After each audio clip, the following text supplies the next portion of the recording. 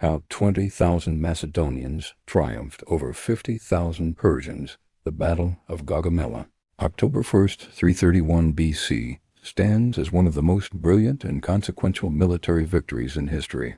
It wasn't merely a clash of armies. It was the final decisive duel between two titans, the young, audacious Alexander the Great and the immense, yet fragile, Achaemenid Persian Empire led by King Darius III. The startling outcome of force of approximately 47,000 Macedonian and allied troops shattering a Persian army conservatively estimated at 50,000 to 100,000 soldiers was a testament not just to courage but to genius-level strategy, superior military technology, and the decisive failure of the Persian high command. This was the battle where Alexander cemented his legend, conquering the heart of Asia and effectively ending the Achaemenid dynasty. Why Darius couldn't lose, but did. After two previous defeats at the Granicus River, 334 BC, and Issus, 333 BC, Darius III understood that Gaugamela was his final chance. He chose the location, a wide, flat plain near the modern city of Mosul, Iraq, with meticulous care. Terrain advantage. Darius deliberately leveled the ground, removing natural obstacles. This was a direct strategy to maximize the effectiveness of his vast cavalry, and critically, his 200 scythed chariots. Alexander's previous success relied on tight formations and maneuvering. Darius wanted open warfare where sheer numbers could prevail. Military gathering. Darius amassed forces from across his empire, Bactrians, Sogdians, Indian auxiliaries, and most feared of all, the elite Persian immortals and Greek mercenary heavy infantry, hoplites. His army was vast, equipped with exotic elements like 15 Indian war elephants, a terrifying sight, even if ultimately ineffective. Psychological warfare. The sheer size of the Persian encampment and the terrifying spectacle of their deployment were intended to break the Macedonians psychologically before the fighting even began.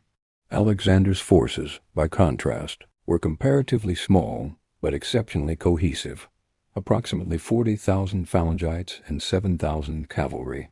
Alexander's strategy, the masterpiece of deception and echelon. The core of Alexander's strategy at Gaugamela can be summarized in two revolutionary tactical decisions, the refused flank and the cavalry anvil and hammer.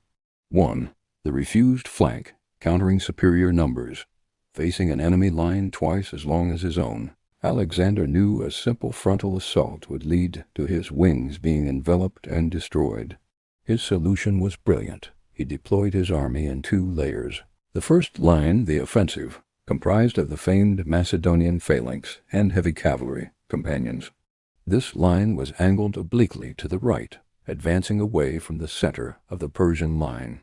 The second line, the defensive, known as the check flanks or reserve. This line was deployed in an echelon formation at an angle facing outwards and backward. Its sole purpose was to pivot outward if the Persian cavalry enveloped the Macedonian flanks, preventing a disaster and protecting the supply train. This innovation demonstrated Alexander's foresight. He prepared for the worst-case scenario and ensured his smaller force could not be easily surrounded. 2. The Great Flank March in the Wedge, the deception. As the battle commenced, Alexander, leading his elite companion cavalry on the right wing, did not charge forward. Instead, he began a seemingly reckless, continuous lateral movement to the right, slowly dragging his entire battle line across the plain toward the prepared, cleared ground. This move achieved three critical objectives: invalidating the chariots.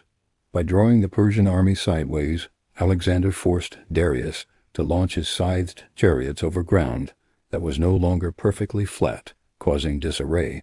The phalanx simply opened its ranks, allowing the surviving chariots to pass harmlessly into the reserve lines where they were easily dispatched by infantry and javelin men. Luring Mazaeus. Darius's commander on the Persian left, Mazaeus, saw Alexander's flank march as an opportunity. He launched his massive Persian and Scythian cavalry force in pursuit of Alexander, desperately trying to stop his advance off the prepared battlefield. The creation of the gap. As Mazaeus' cavalry swung out to engage Alexander, they pulled out of position.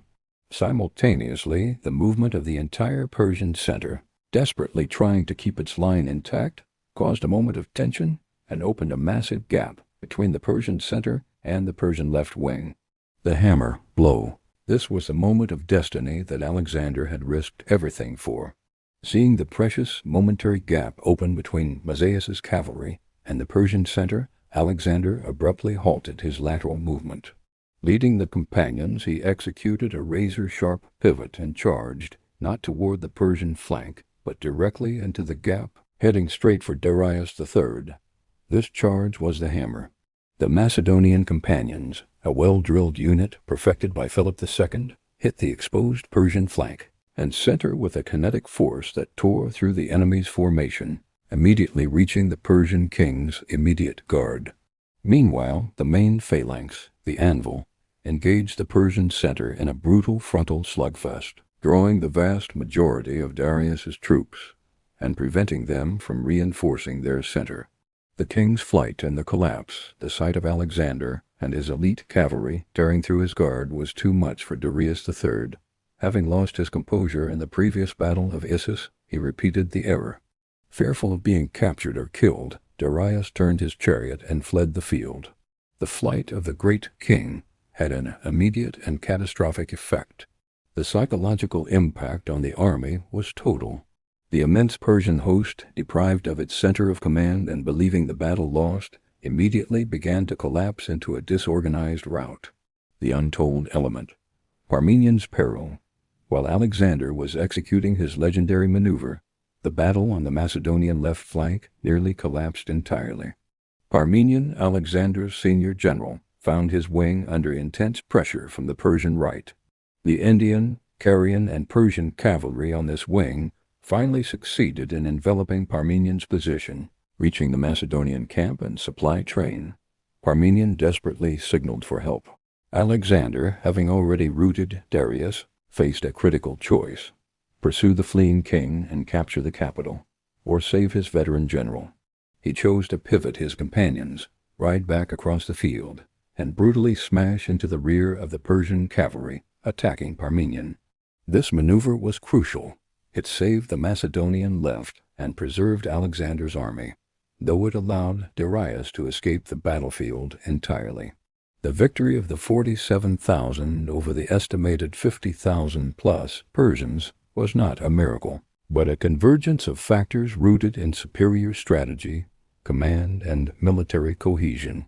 Alexander's tactical genius, marked by audacity and decisive focus on the enemy leader, contrasted sharply with Darius III's cowardice failure, which triggered army-wide panic. Alexander's combined arms doctrine, utilizing the phalanx anvil to hold the line while the cavalry hammer delivered the coup de grace, proved superior to the Persians' heavy reliance on poorly coordinated cavalry.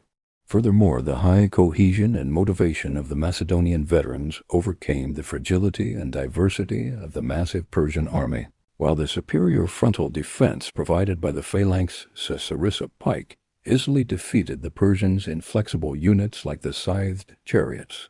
The Battle of Gaugamela was not decided by who had more men, but by the commander who understood how to use them. Alexander turned Darius's greatest strength, his overwhelming numbers, into his greatest weakness by forcing them to pursue him, creating the very gap he needed to deliver the coup de grace. With this victory, Alexander secured the riches of Babylon and Susa, and became the undisputed ruler of the largest empire the world had yet seen.